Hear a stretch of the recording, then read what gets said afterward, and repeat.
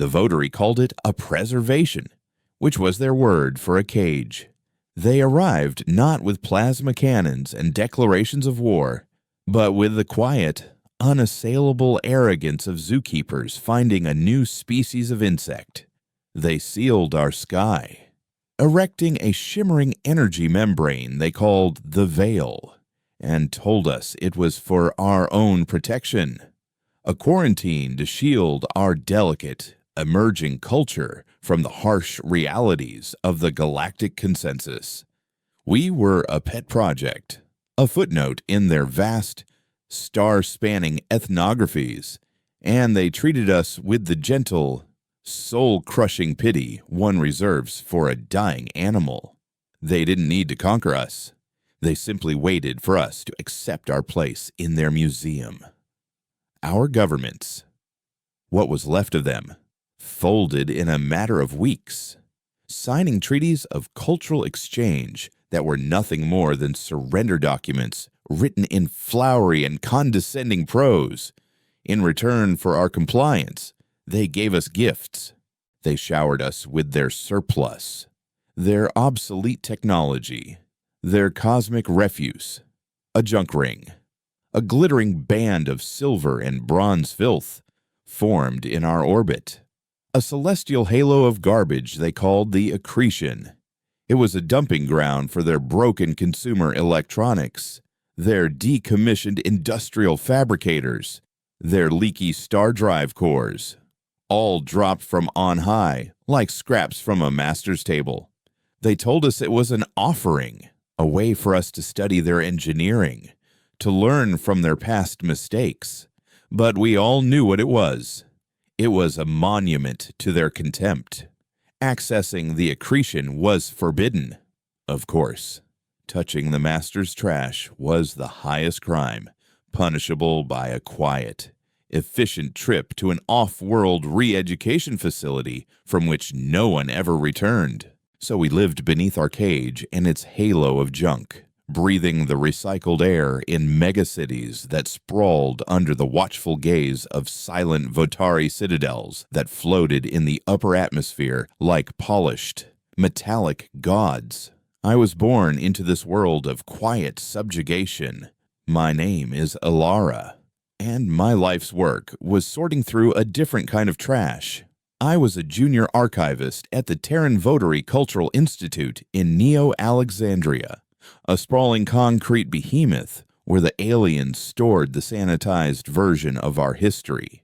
My job was to sift through the digital ghosts of humanity, translating dead languages from corrupted data fragments, cataloging forgotten philosophies, and cross-referencing our art and music with votary anthropological metrics.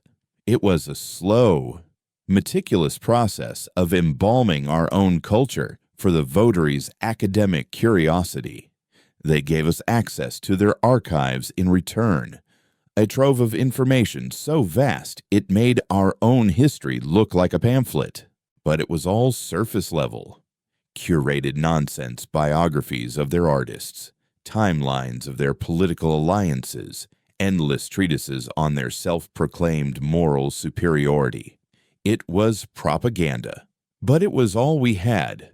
I spent my days in a sterile, climate-controlled room, the only light coming from the holographic interface floating above my desk. My only companion, the low hum of the servers that held the ghosts of two civilizations. But I had a secret. For the past 3 years, I'd been chasing a ghost of my own, a faint, repeating signal buried deep within the votary data dumps. It wasn't a transmission in the traditional sense. It was more like a resonance, an echo in the background noise, a pattern hidden in the static between files. It was weak, fragmented, and layered under so much encryption that trying to isolate it was like trying to capture a specific whisper in a hurricane. The votary's own systems didn't seem to notice it, or perhaps they'd simply discarded it as junk data, a meaningless error in their otherwise perfect archives. To me, it was the most beautiful thing I had ever seen.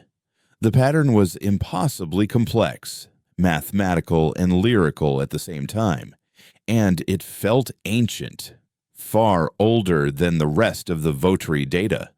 I became obsessed. I spent every spare credit I had on black market processing power, running decryption algorithms of my own design in the dead hours of the night when the Institute's system monitors were lax. I ate nutrient paste at my desk, slept in my chair, and dreamed in cascades of alien code. Then, one night, something broke. A single layer of the encryption peeled back, and for a fleeting 3.7 seconds, the signal came through with stunning clarity. It wasn't just a pattern anymore.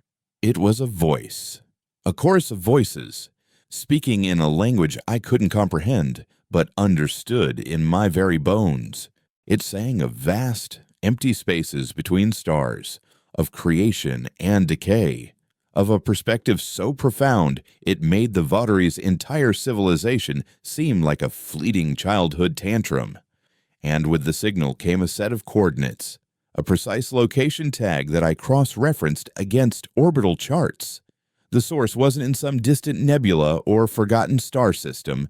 It was right above our heads, sitting in the accretion, the forbidden ring of trash.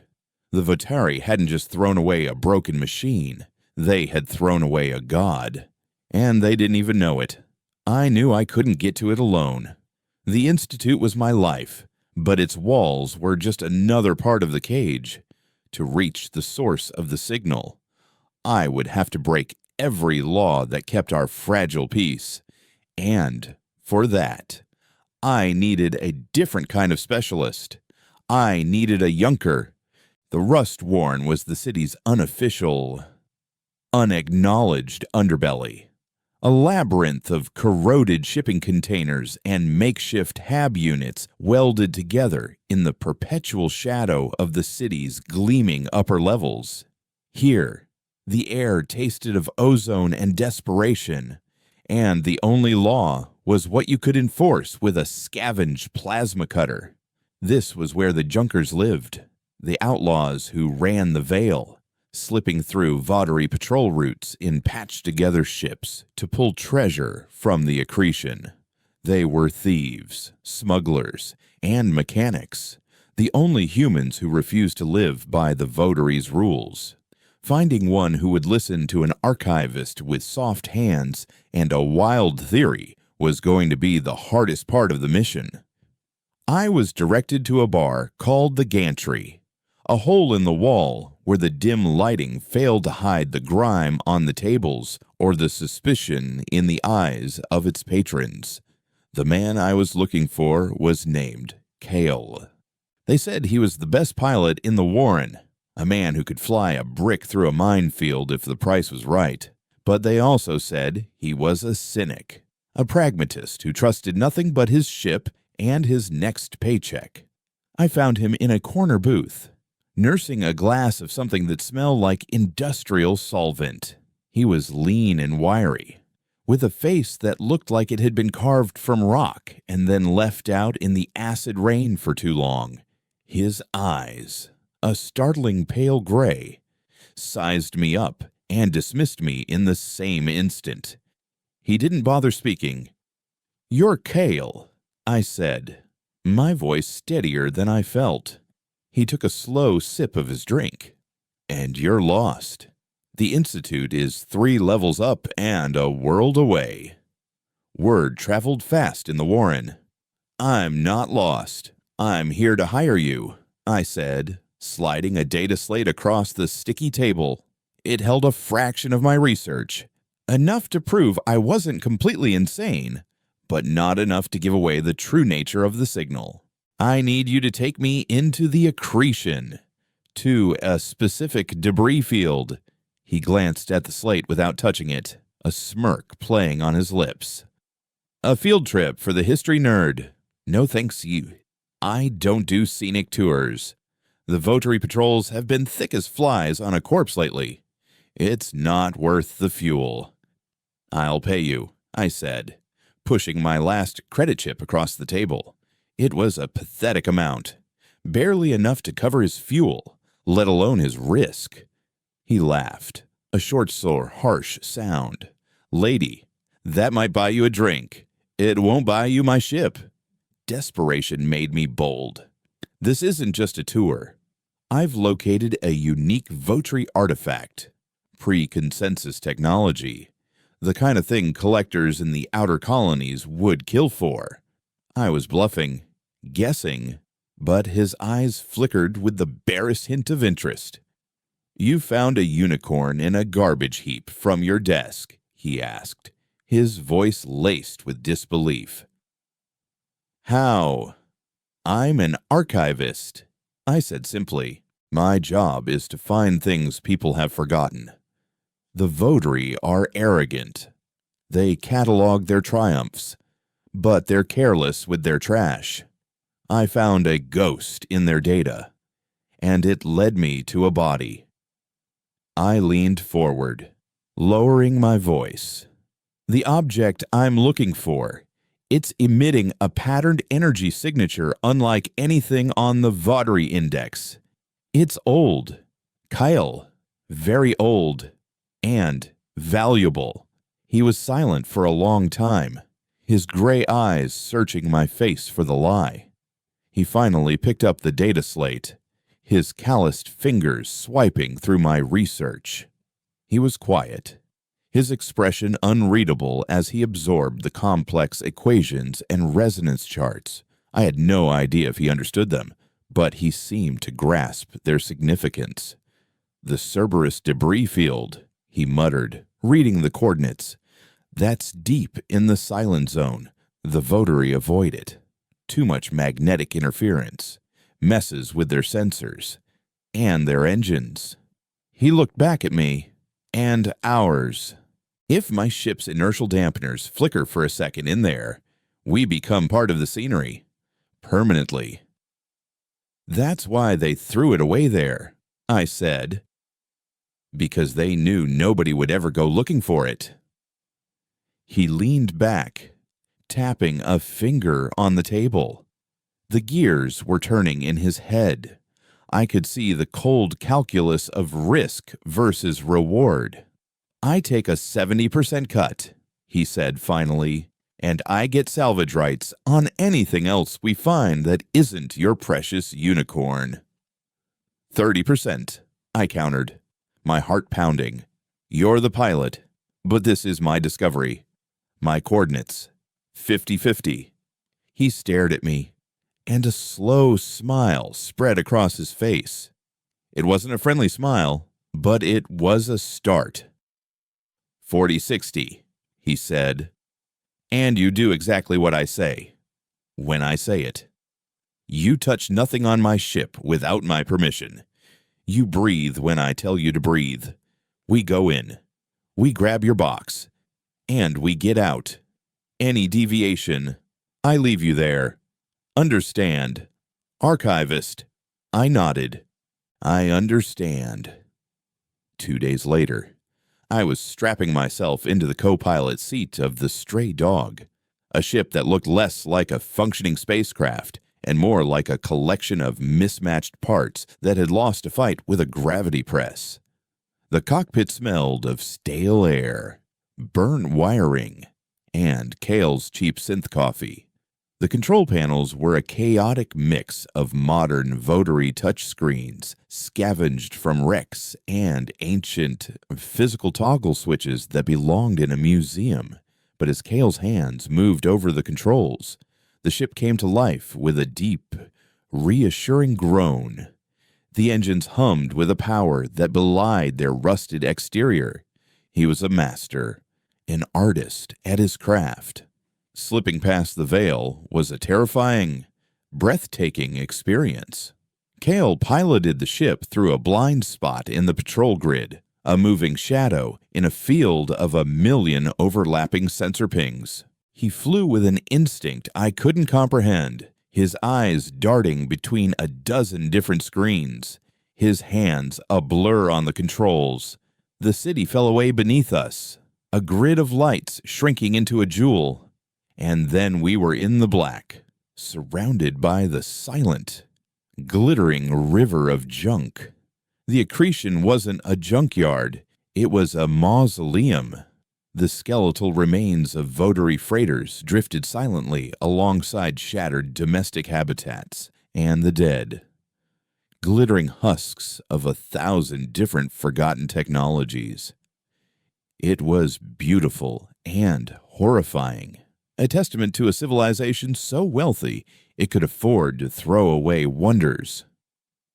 As we pushed deeper toward the Cerberus field, the magnetic interference began to play hell with our systems. The lights flickered. The nav computer screamed warnings in a distorted digital voice, and the ship groaned under the strain. "Hold on!" Kale grunted, his knuckles white on the control yoke. "It's about to get rough." He wasn't wrong. We flew through canyons of twisted metal, dodging derelict satellites that tumbled end over end, their solar panels like broken wings. Twice, I was sure we were going to be crushed, but each time Kale pulled us through with a gut-wrenching maneuver that left me gasping for breath. Finally, the proximity sensor chirped. "There," I breathed, pointing at a cluster of debris on the main viewer. "The signal is coming from inside that wreckage. It looks like an old votary science vessel." Carl guided us in slowly, his eyes scanning for threats. The ship was a ghost, its hull peeled open to the vacuum, revealing decks and corridors choked with ice and frozen debris. We docked with a shudder, and Kale powered down all non-essential systems, plunging us into a tense, listening silence. "All right, archivist," he whispered, unstrapping himself and grabbing a plasma cutter from the wall. "Time to go find your ghost." We moved through the dead ship with mag boots, our helmet lights cutting sharp beams through the oppressive darkness. The silence was absolute, broken only by the sound of our own breathing and the faint, unsettling creak of stressed metal. Following the signal on my handheld scanner, I led him down through shattered labs and frozen crew quarters until we reached the ship's core data hub. And there it was. It wasn't a machine. It was a crystal, a foot-long lattice of a dark, non-reflective material, hovering in the fractured remains of a containment field. It was utterly inert, absorbing all light.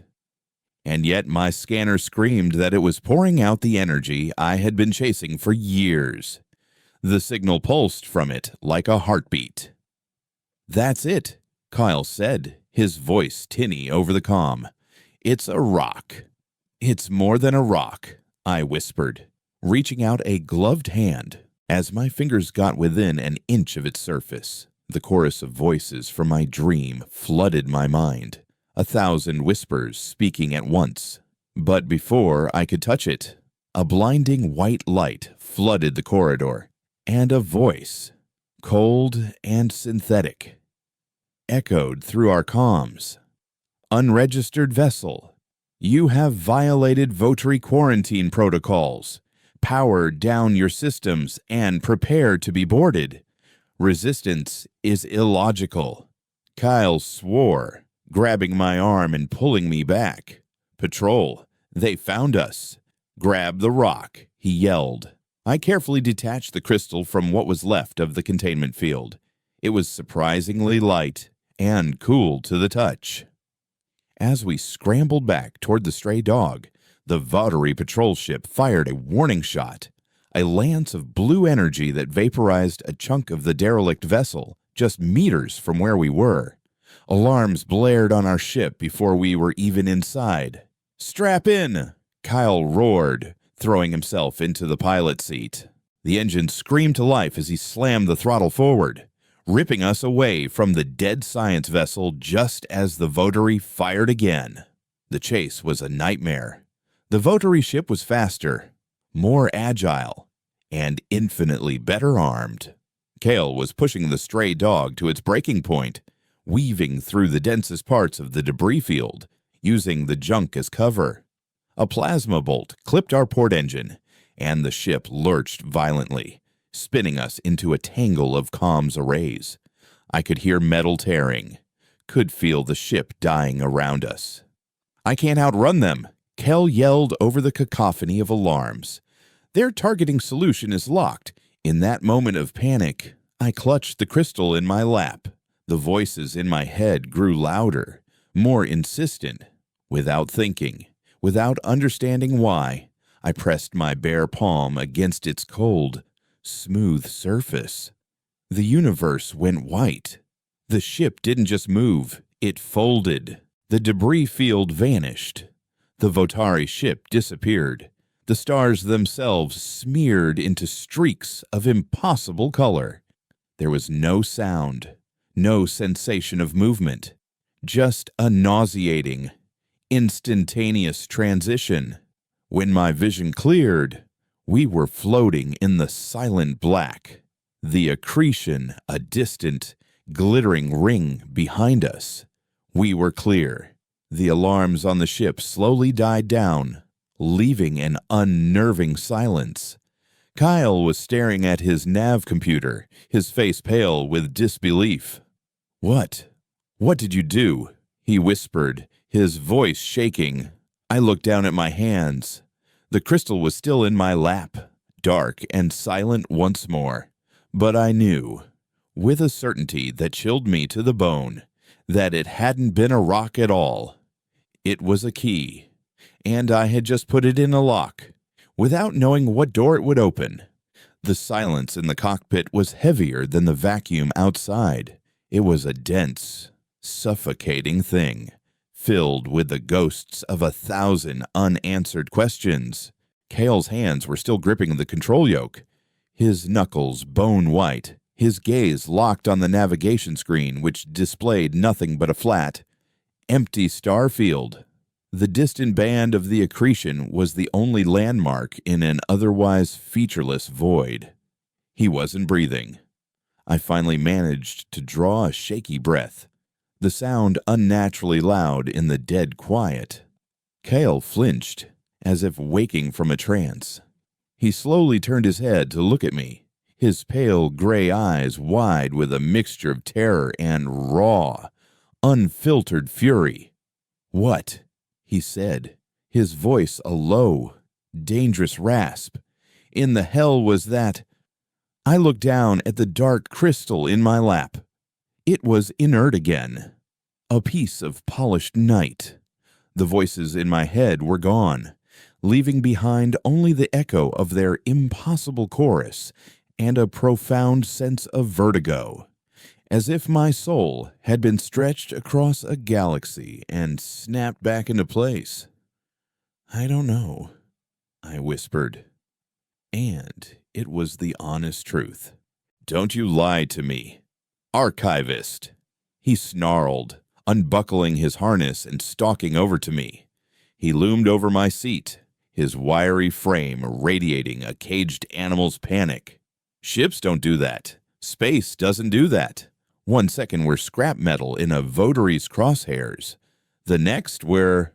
Where are we?" Whisper, the ship's rudimentary AI, which I now realized he'd named after the sound its malfunctioning life support system made, crackled to life. "Positional data is inconclusive. Last known vector terminated abruptly. Current location does not correspond with any charted sectors. We are lost." Cahill slammed his fist against a bulkhead, the metal groaning in protest. "Inconclusive isn't an answer." He rounded on me again. "You touched the rock, and the universe broke. How?" His fear was making him cruel, but I couldn't blame him. He was a man who understood the physical laws of the universe because his life depended on them. And I had just shown him they were suggestions at best. "I told you. I don't know," I said, my voice gaining a little strength. "I just felt something. A pressure. I touched it, and it responded." I held up the crystal. This isn't just an artifact. It's something else. He stared at it, his anger slowly being replaced by a grudging, fearful curiosity.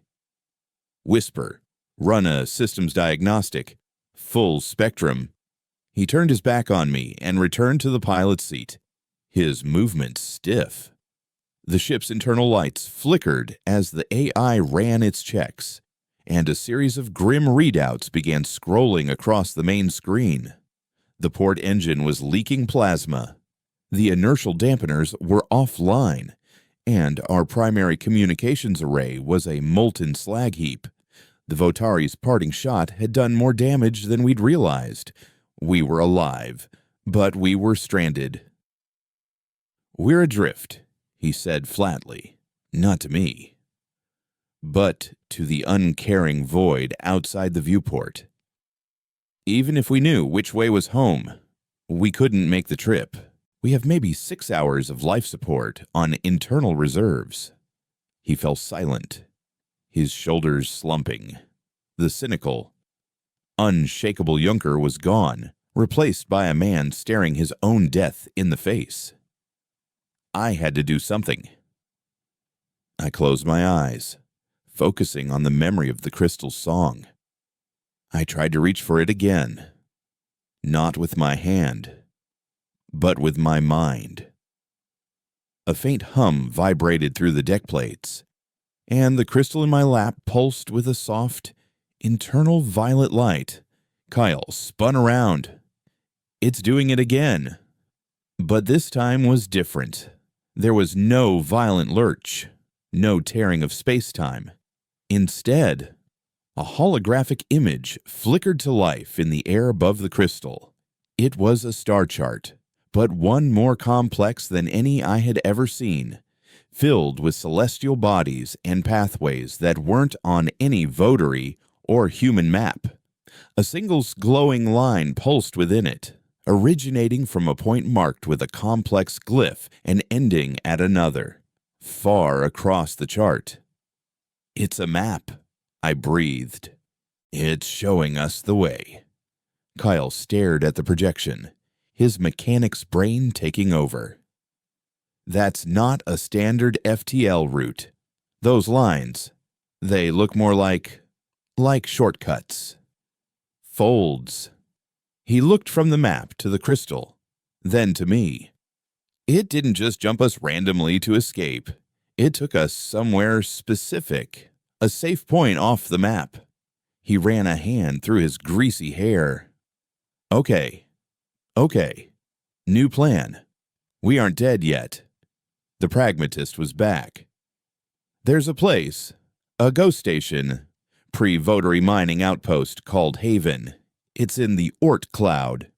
A rock so far out nobody's bothered to chart it in a century.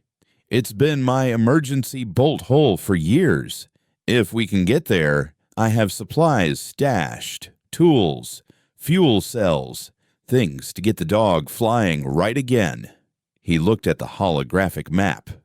"The question is, can your magic rock point the way to a place that barely exists?" I focused on the image of Haven in my mind, a name on a mental chart Kale had just given me.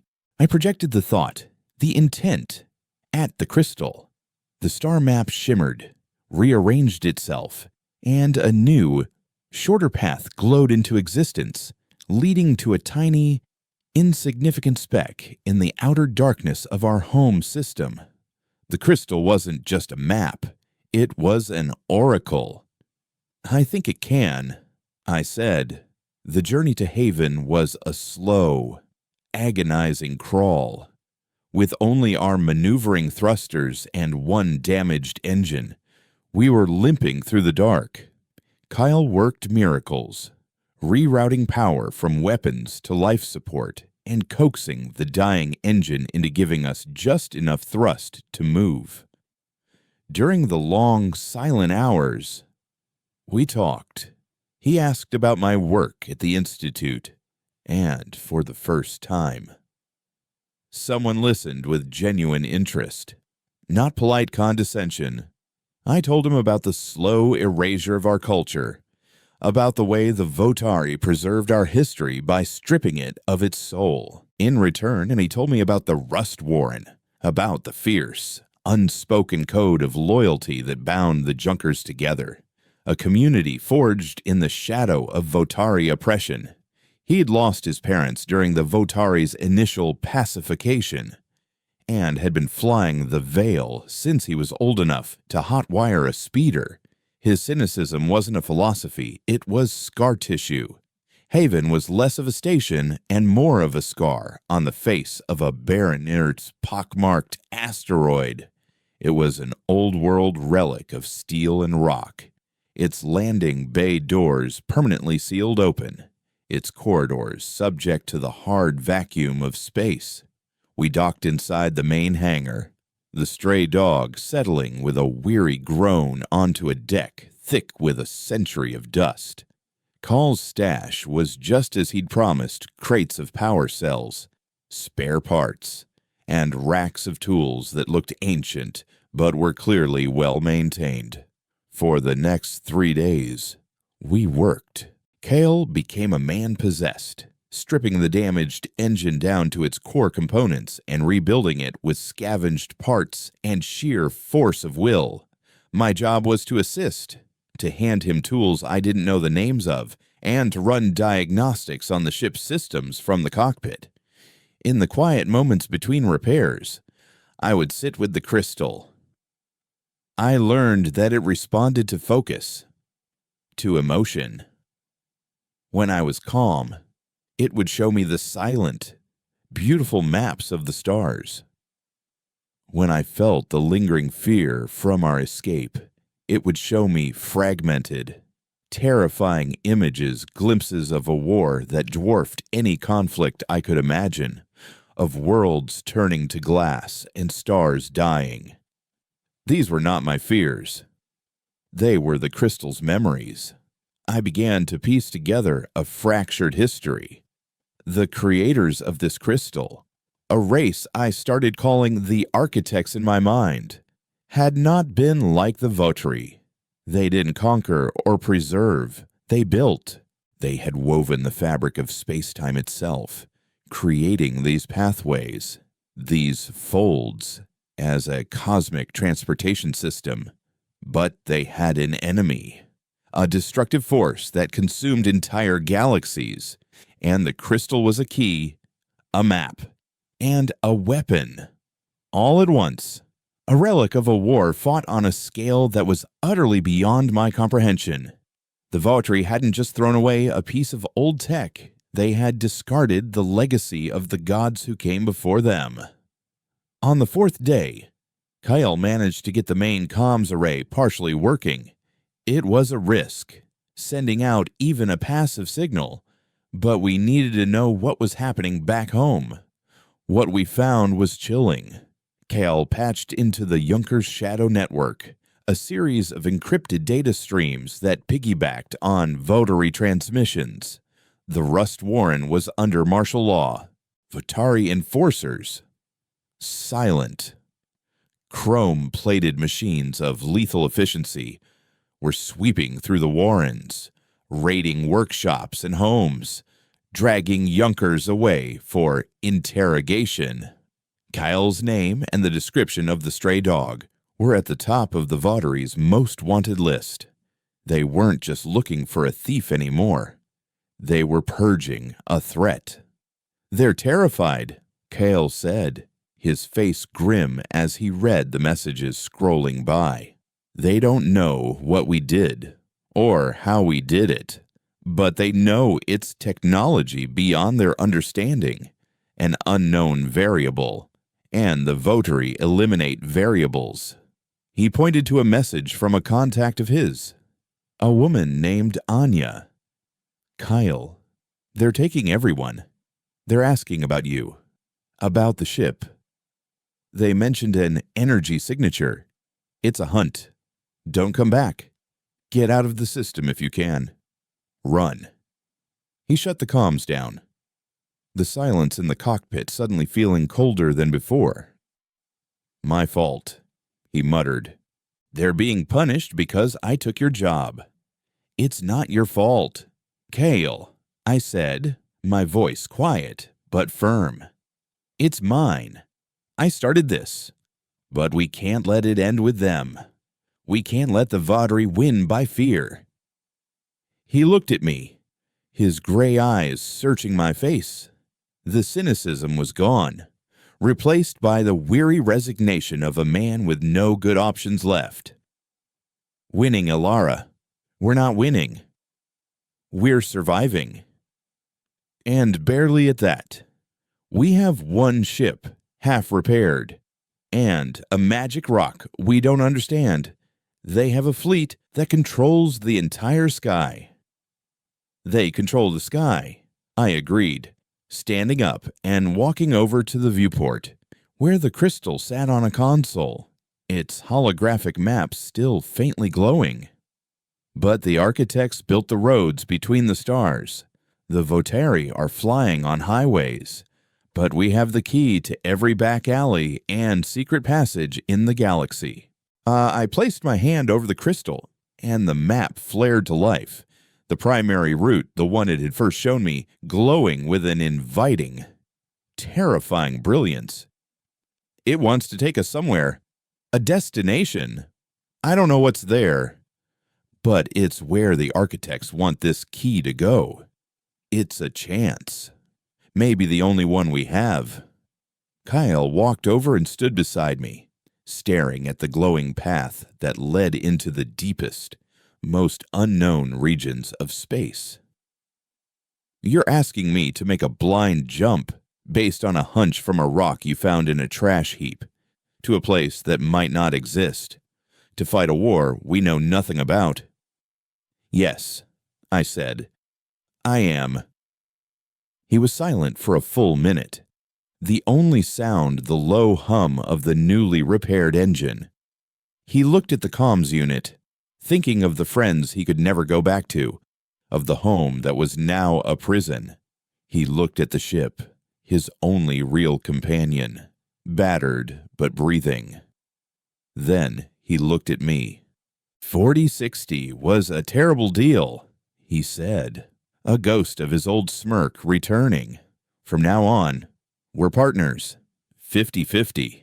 Now get in your chair and strap in. If we're going to get ourselves killed, we might as well do it properly. I smiled. A real, genuine smile. I took my seat as Kale's hands flew across the controls, powering up the ship.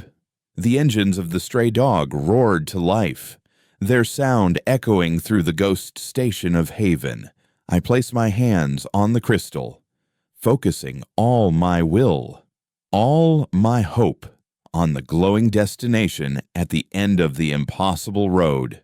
The universe outside the viewport began to shimmer, and with a silent, breathtaking lurch, we folded space once more, leaving our sun, our home, and everything we had ever known behind in the silent, star-dusted dark.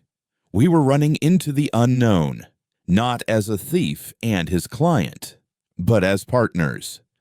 And for the first time in my life, I wasn't just reading history, I was making it. The fold was not a journey, it was a state of being.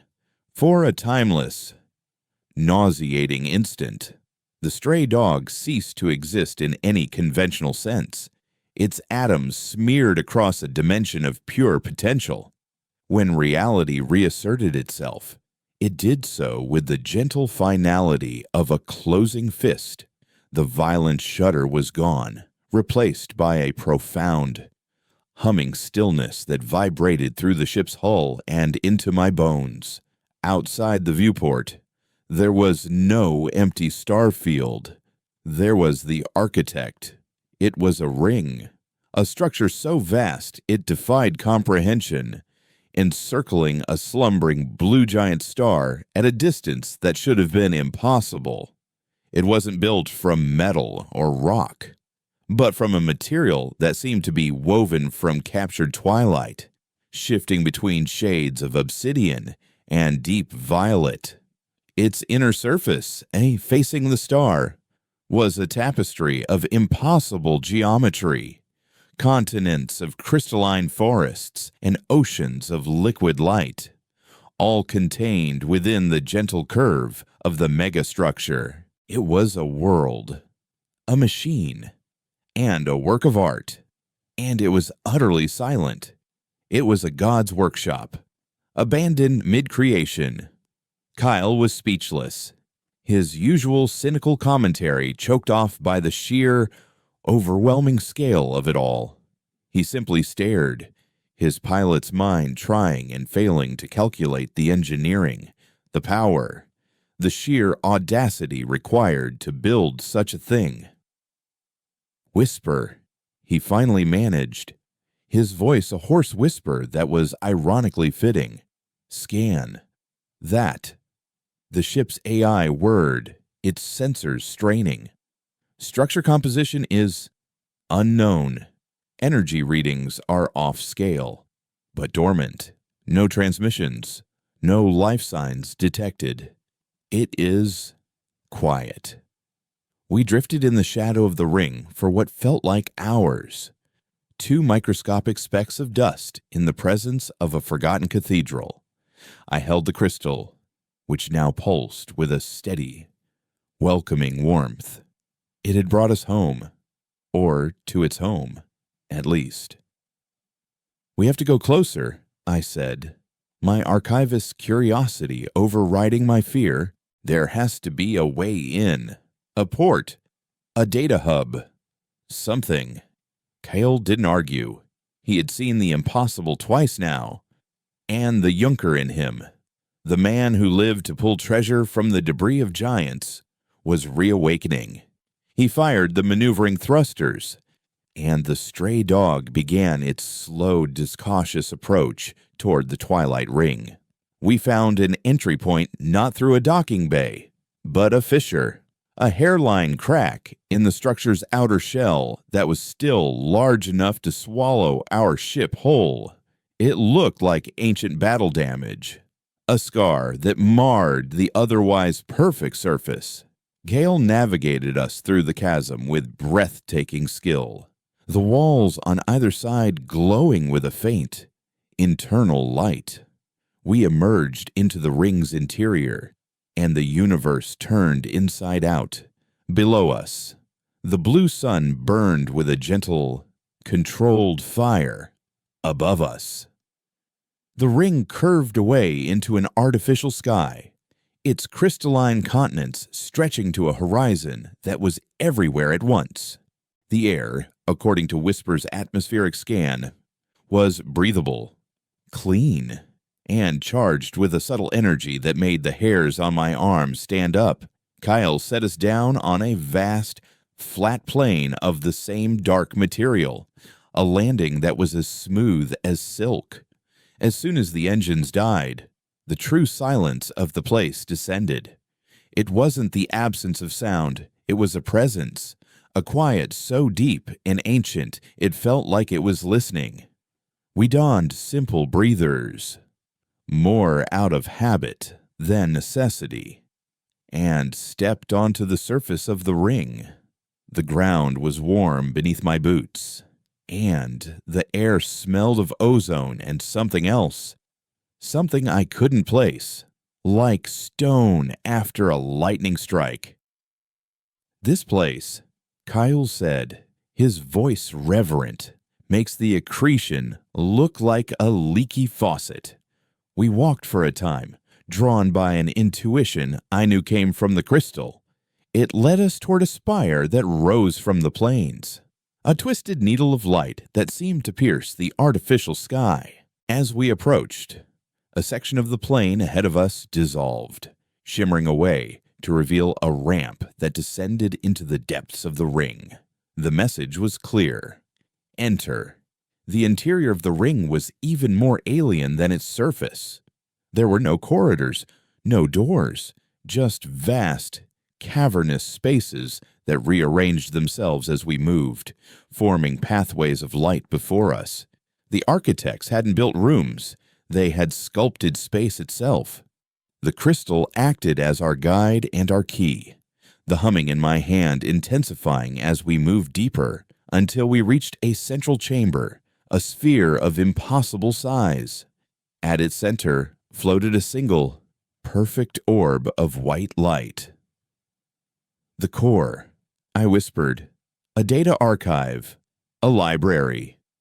As I stepped forward, the orb pulsed, and a voice filled the chamber. It wasn't a voice of sound, but of pure thought, projected directly into our minds.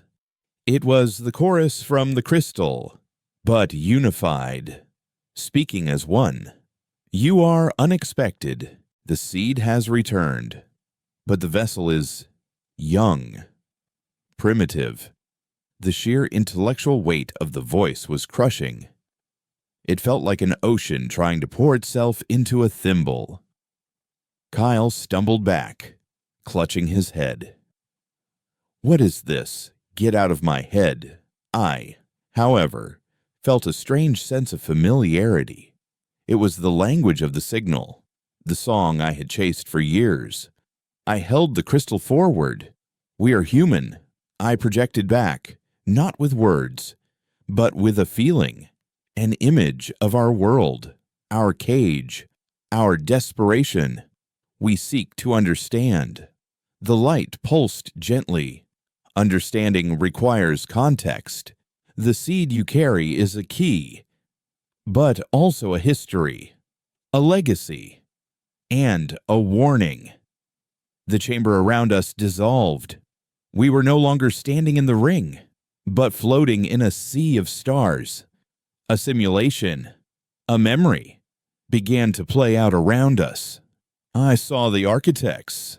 They were not humanoid, but beings of living energy, weaving starlight like thread, constructing worlds with gestures that were both mathematics and music. I saw the golden age of their cosmic network, the foldways connecting 1,000 peaceful civilizations. Then, the darkness came. It wasn't an army or a fleet.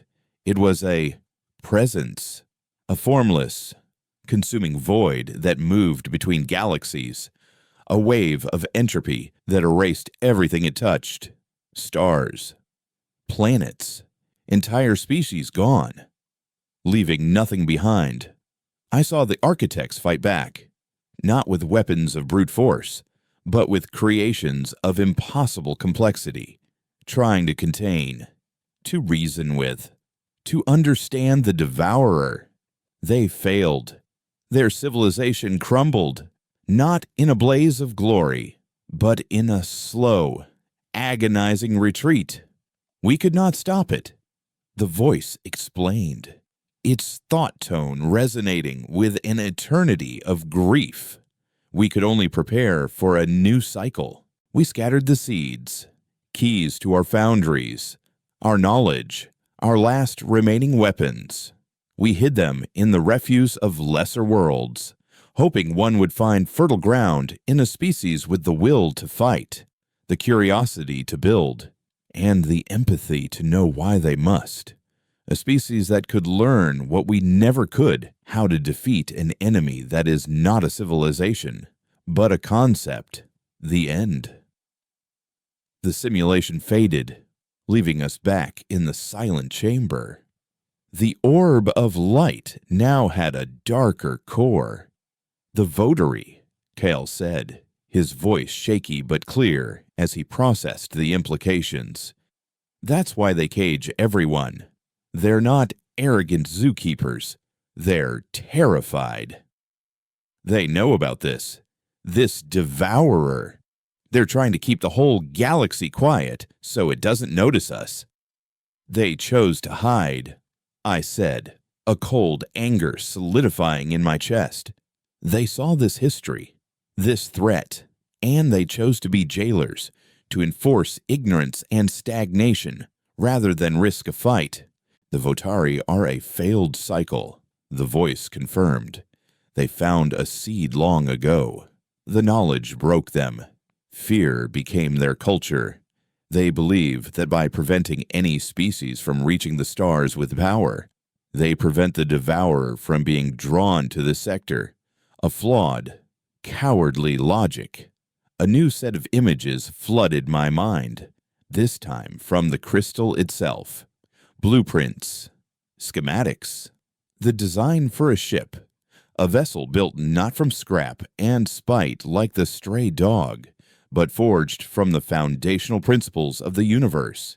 It was called the Harbinger, a ship designed to navigate the foldways, to wield the architect's technology, to be a scalpel against the encroaching void. But as the knowledge flowed into me, a new presence entered the chamber, a construct coalescing from the light of the orb. It was a towering figure, vaguely humanoid but made of shifting, geometric patterns of hard light, and it held a weapon that looked like a captured supernova. You have the history. The construct's voice boomed in our minds, separate from the archives. But knowledge is not the same as worth.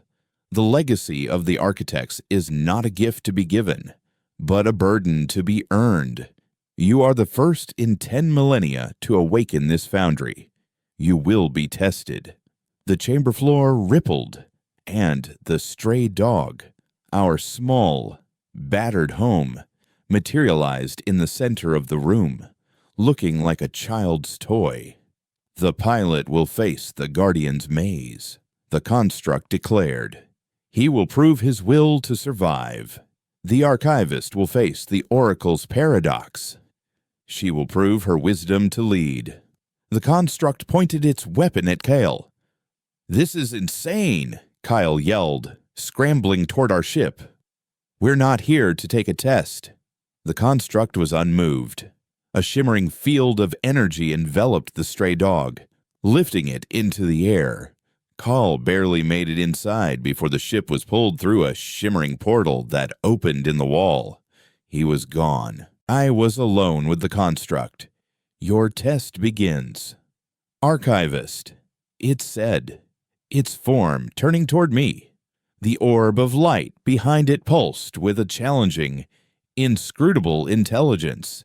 The devourer cannot be fought with weapons alone. It is a question without an answer. Show me you understand the nature of the question. Kyle was fighting for our lives, and I was faced with a cosmic riddle. The test wasn't just about our skill or our intellect. It was about our spirit. The architects needed to know if humanity was just another species destined to hide in fear, or if we were finally the ones who would dare to fight back against the dark. And in that silent, godlike chamber, I knew our answer would determine not just our own fate, but the fate of the entire galaxy. The portal closed behind the stray dog with a soundless snap, leaving me utterly alone in the cavernous chamber with the hard light construct. Its glowing form was impassive, its presence an absolute weight in the ageless silence. I was the archivist, the one who dealt in quiet rooms and the ghosts of data, and I had been separated from the one person who knew how to navigate the physical dangers of this new reality. The construct's voice echoed in my mind, devoid of any emotion. The pilot's trial is one of kinetics and will, a test of the vessel. Yours is a test of the catalyst, the mind that guides the hand, the orb of light at the chamber's center. The oracle pulsed brighter, and the world around me dissolved into a perfect, featureless white. Simultaneously, Kyle was plunged into a nightmare of physics. He found himself not in a room, but in a three-dimensional maze of crystalline structures that shifted and reconfigured themselves in real time. Gravity was a suggestion, not a law, flipping and twisting without warning. Shards of the dark, ring material, some as large as asteroids, tumbled through the void, forcing him into a constant, desperate ballet of avoidance. Alarms screamed through the cockpit as the stray dog, already battered, protested the violent maneuvering. "Whisper, give me a map," he yelled, his hands a blur across the controls. The AI's voice crackled, distorted by the intense energy fields. No map exists. The environment is fluid. Probability of collision in the next 30 seconds, 97%. Then, a new variable appeared on his sensors. A sleek, aggressive vessel, forged from the same hard light as the Guardian, materialized behind him. It was a hunter, and it moved with a predatory grace that made the Vaudry patrol ship look like a clumsy freighter. It fired, not with plasma, but with lances of compressed gravity that warped space, pulling the stray dog off course and directly into the path of a spinning crystalline wall. Kyle roared, pushing the damaged engines to their breaking point, the ship groaning as he pulled it into a wrenching dive, scraping the hull along the shifting surface with a shriek of tortured metal. This wasn't a maze to be solved. It was an arena to be survived. My own arena was one of the mind. I stood before the Oracle, which now projected a new simulation around me. I was in the high council chamber of the Vaudry Ascendancy, looking out at 1,000 star systems under their protection. The voice of the Oracle spoke, adopting the calm, condescending tone of a Vaudry elder. We offer you their choice. We will give you the tools to reinforce the veil, to expand the preservation. The devourer is drawn to the chaos of growth, the energy of conflict. Enforce stability. Enforce silence. Keep your species safe in its cradle. No one need ever know the darkness that waits outside. Is this not the logical, compassionate choice? It was a tempting illusion. Peace, safety, control, an archivist's dream of a perfectly ordered, predictable history. But I had seen the soul-crushing reality of that peace. No, I said, my voice echoing in the white void. That isn't safety. It's a tomb. A species that doesn't grow is already dead. You just haven't buried it yet. Stagnation is not a strategy. It's a slow-motion surrender. The simulation shattered like glass. Kyle was bleeding. A support panel had ruptured during a particularly violent gravity shear, and a shard of metal had sliced his arm. He ignored it, his focus absolute. The hunter was relentless, hurting him, learning his patterns. He was a yunker, a creature of improvisation, but the Guardian was a perfect machine, anticipating his every move. His port engine, the one he'd so painstakingly repaired, sputtered and died, spewing coolant across the viewport, which instantly froze into a spiderweb of ice. He was flying half-blind, with failing systems, against an enemy that couldn't be beaten by conventional means. He was out of options. So he stopped thinking like a pilot and started thinking like a rat in a trash compactor. He couldn't outrun the hunter, but the maze itself was as dangerous to it as it was to him. He veered sharply, not away from danger, but directly into a dense field of smaller, faster-moving debris. He let the storm of crystalline shards pummel the stray dog, the hull screaming as it was pelted from all sides.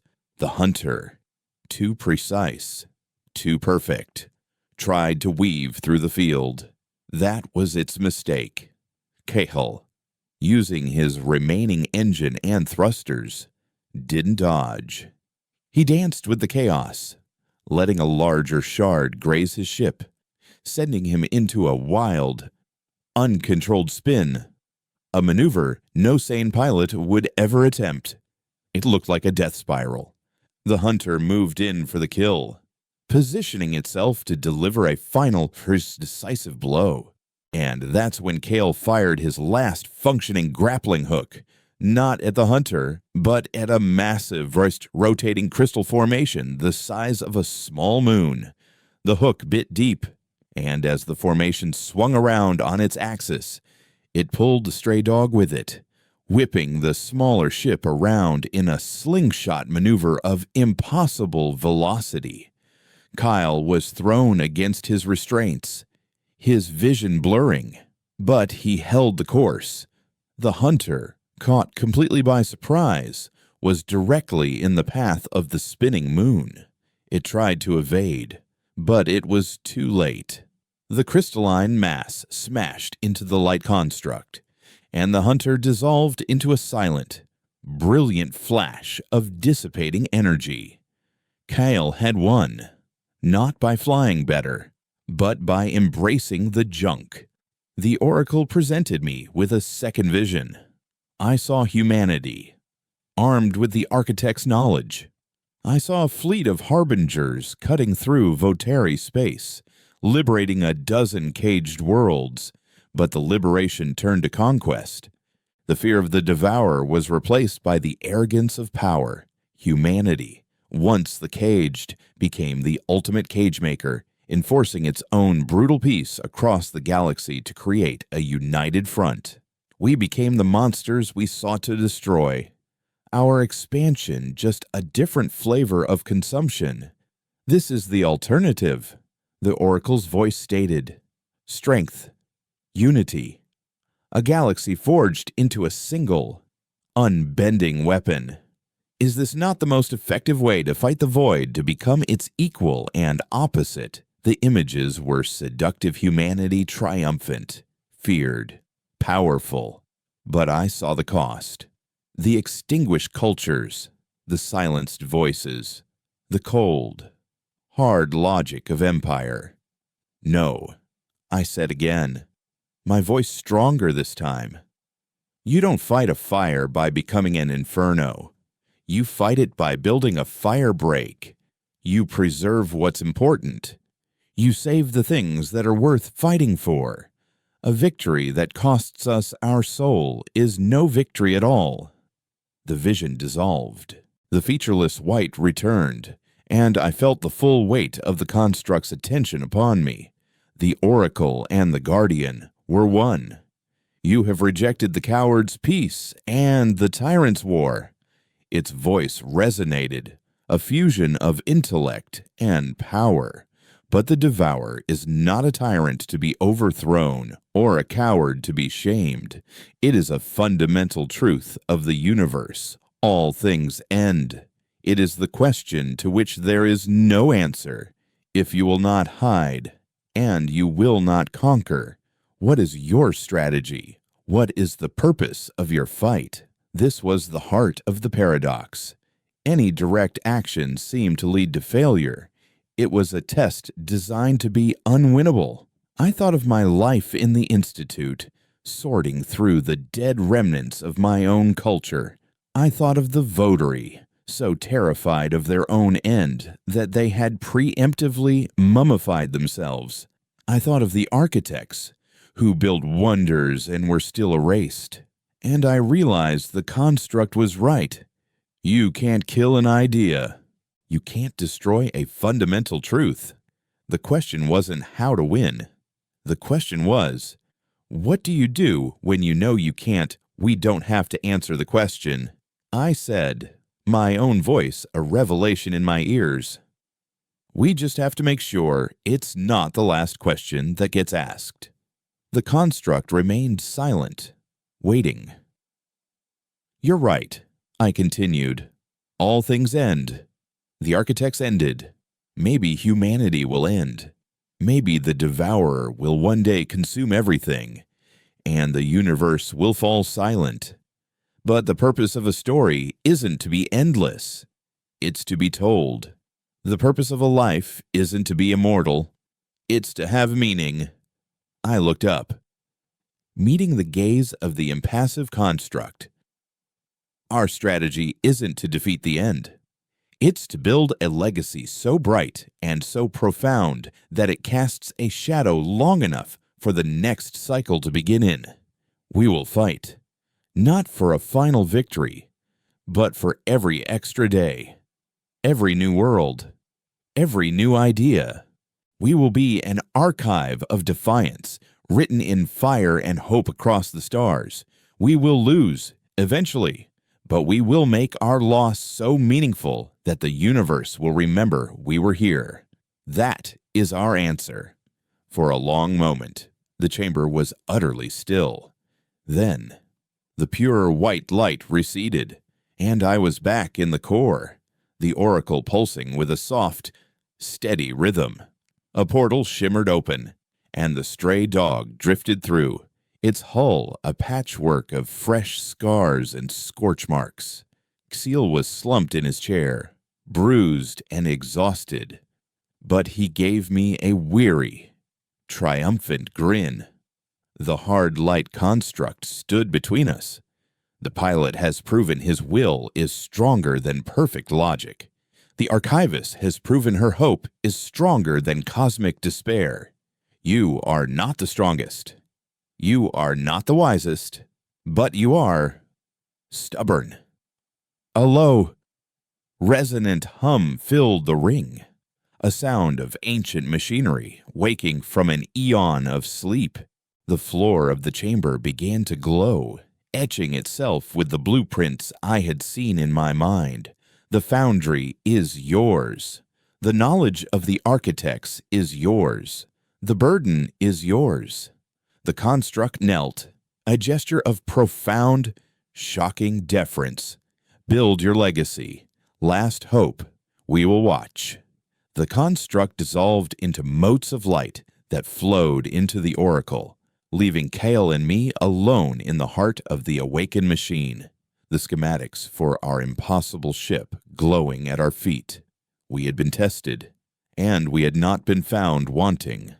Now, the real work began. The foundry was not a place of fire and hammers, but of light and logic. Building the Harbinger was less like construction and more like writing a poem in the language of physics. The Oracle's core became a library of infinite possibilities, and I, the archivist, was its reader. I would immerse myself in the schematics, not just seeing them, but understanding them, feeling the flow of energy through conduits that had yet to exist, grasping the principles of a drive that didn't move through space, but convinced space to move around it. Then, I would project that understanding, that pure intent, into the chamber. Beside me, Kale acted as the ultimate pragmatist, the anchor that kept my theoretical dreams tethered to reality. He would translate the architect's grand designs into functional necessities. "That's beautiful," he'd say, looking at a shimmering energy matrix I'd conceived. "But where do we put the life support? Where does the coffee maker go?" He took the soul of the machine I was dreaming into existence and gave it a body, a heart, a place for a crew to live and breathe. He grounded the God machine in grit and humanity. Over weeks that felt like a lifetime, we watched our ship grow from a wireframe of light on the foundry floor into a tangible vessel. It was forged from the same twilight material as the ring itself, its hull a seamless, flowing curve of midnight black that seemed to drink the light. It was sleek, beautiful, and utterly alien. Yet inside, Kyle had made sure it felt like a home, with the familiar layout of a bridge, crew quarters, and an engineering bay that hummed with a power he was already learning to tame. The stray dog sat docked in its main hangar, a piece of our past nestled within the heart of our future, a constant reminder of the scrap and spite that had brought us here.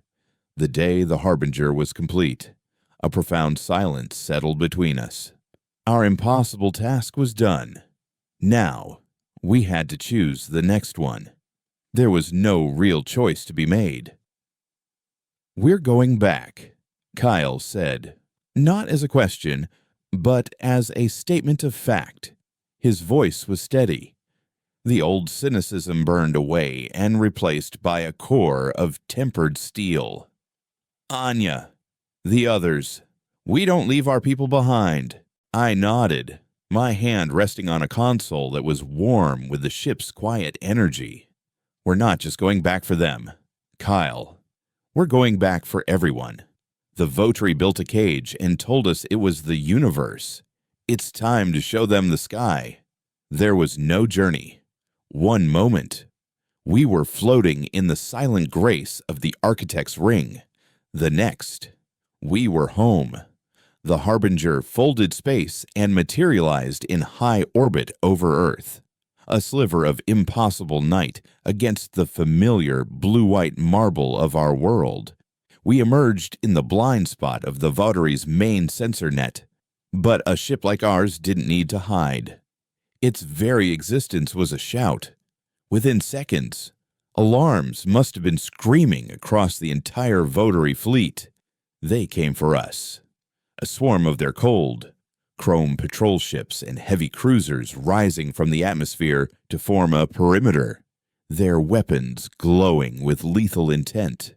They saw a single, unknown vessel and assumed it was a target. They were wrong. It was a messenger.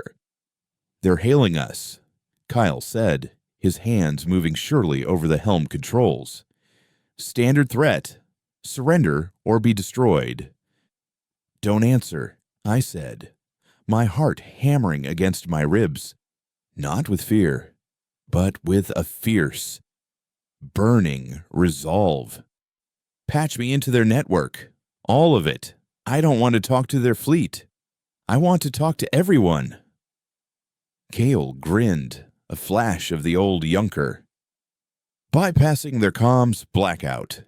It's like hot wiring a planet." He worked, and the advanced systems of the Harbinger, born from a science that treated Votary encryption like a child's puzzle, peeled back their layers of control. We seized their network, from the official government channels to the shadow streams of the Rust Warren. We took the sky. My face appeared on every screen beneath the veil, from the high-rises of Neo-Alexandria to the grimy monitors in the deepest parts of the Warrens. "My name is Ilara," I began, my voice clear and unwavering. "I was an archivist. I lived in the same cage you do. I was told our history was a short and simple thing, and that our future was to be a quiet, protected one. I am here to tell you that was a lie. I let the Oracle speak through me. I showed them the images, the memories from the core. I showed them the Architect's weaving stars, the terrifying, silent advance of the Devourer, and the Votary's ancient, craven choice to hide. I showed them the galaxy, not as a threat to be quarantined from, but as a vast, magnificent, and dangerous place that was their birthright. The Votary are not our protectors, I said, my voice rising with passion. They are our jailers. They aren't protecting us from the dark. They are using the dark as an excuse to keep us in a cage. Fear is their weapon, and ignorance is their wall. The lead Votary cruiser, its commander no doubt panicking, fired. A lance of brilliant blue plasma, enough to vaporize the stray dog a dozen times over, screamed toward us. I didn't flinch. Kyle didn't move to evade. He simply placed his palm on a console, and in the space between our ship and the blast, reality buckled. A microfold, a pucker in space-time no bigger than a fist, opened and swallowed the plasma bolt whole. A second later, it reappeared on the other side of the Votary fleet, continuing on its path into the empty void. The fleet froze. It was an act of power so precise and so absolute it was incomprehensible. It wasn't a defense. It was a dismissal. The choice is not between a safe cage and a dangerous freedom. I continued, my voice now the only sound in a solar system holding its breath. The true choice is between a slow death in the dark or a life, however short, that has meaning. A life that strives, that builds, that hopes. A life that dares to fight for its own story. I looked directly into the camera, speaking to every Junker, every forgotten soul, every human who had ever dared to look up at the shimmering veil and dream. The sky is not a wall. It is an ocean, and it is ours. It is time to sail. And then it began. A single flare launched from the rust warren, a signal of defiance. Then another, across the planet. The quiet, simmering resentment of a caged people boiled over. The Votari citadels, once untouchable symbols of power, found themselves besieged by the very people they had sworn to protect. The preservation was broken. The Votari fleet, leaderless, impotent, and faced with a rebellion they could no longer contain and a ship they could not fight, made their choice. They turned, and, one by one, they folded space and vanished. They didn't fight. They ran. A failed cycle retreating into the darkness, their great lie shattered forever. We landed the Harbinger not in a pristine government spaceport, but in the heart of the rust warren, its sleek, dark form settling in a cloud of dust amidst the crooked towers of scrap. The doors opened, and we were met not by soldiers or politicians, but by Junkers, their faces grimy, their eyes shining with a fierce, newfound hope. Anya was at the front, a plasma rifle slung over her shoulder and a wide, incredulous grin on her face. Kyle stepped out, and she embraced him. A reunion of survivors who had never given up on each other. They didn't see us as gods or saviors. They saw us as their own. The archivist who found the truth and the pilot who brought it home. Our long, desperate journey was over. Humanity was free. But as we stood there, watching the veil dissipate in the upper atmosphere like a fading dream, revealing the undiluted, magnificent sprawl of the Milky Way for the first time in generations, I knew our real work had just begun. Later that night, Kale and I stood on the bridge of the Harbinger, looking at the holographic star chart projected from the crystal. It was no longer a simple map of pathways. It was a living network, with thousands of caged worlds now glowing with a faint, questioning light. "We built a ship to run from a war," Kyle said softly, his voice full of a quiet wonder, "and ended up starting a revolution."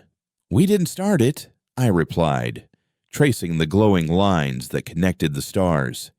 "We just reminded everyone that they had the right to fight their own battles. Our legacy wasn't this ship or the victory we had won. It was the choice we had given back to our people and the choices we would now offer to others. The Devourer was still out there, a question waiting at the end of the universe. But we had found our answer. They gave us scrap, and we built a key. They gave us fear, and we built a future. They gave us silence, and we became the story that would never be forgotten. We were the archive of defiance, and we had a galaxy of pages left to write."